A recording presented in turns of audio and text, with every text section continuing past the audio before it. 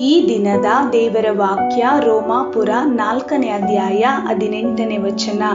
ನಿನ್ನ ಸಂತಾನವು ನಕ್ಷತ್ರಗಳಷ್ಟಾಗುವುದು ಎಂಬುದಾಗಿ ತನಗೆ ಹೇಳಲ್ಪಟ್ಟ ಮಾತು ನೆರವೇರುವುದಕ್ಕೆ ಮಾರ್ಗ ತೋರದೆ ಇರುವುದರಿಂದ ಅಬ್ರಹಾಮನು ತಾನು ಅನೇಕ ಜನಾಂಗಗಳಿಗೆ ಮೂಲಪಿತೃವಾಗುವನೆಂಬ ನಿರೀಕ್ಷೆಗೆ ಆಸ್ಪದವಿಲ್ಲದಿರುವಾಗಲೂ ನಿರೀಕ್ಷಿಸಿ ನಂಬಿದನು ಎಂಬುದಾಗಿ. ಹೌದು ಪ್ರಿಯರೇ, ದೇವರು ನಿಮಗೆ ಮಾಡಿದ ವಾಗ್ದಾನ ನೆರವೇರುವ ಯಾವುದೇ ಸೂಚನೆ ಕಾಣದೇ ಇರಬಹುದು, ಯಾವುದೇ ಮಾರ್ಗಗಳು ತೆರೆಯುವಂಥದ್ದು ಕಾಣದೇ ಇರಬಹುದು, ಎಲ್ಲ ಬಾಗಿಲುಗಳು ಮುಚ್ಚಲ್ಪಟ್ಟ ಸ್ಥಿತಿಯಲ್ಲಿರಬಹುದು. ಪ್ರಿಯರೇ, ನಿಮ್ಮ ಜೀವಿತದಲ್ಲಿ ದೇವರನ್ನು ನಿರೀಕ್ಷಿಸಿ ಆತನ ಮೇಲೆ ನಂಬಿಕೆ ಇಡಿರಿ.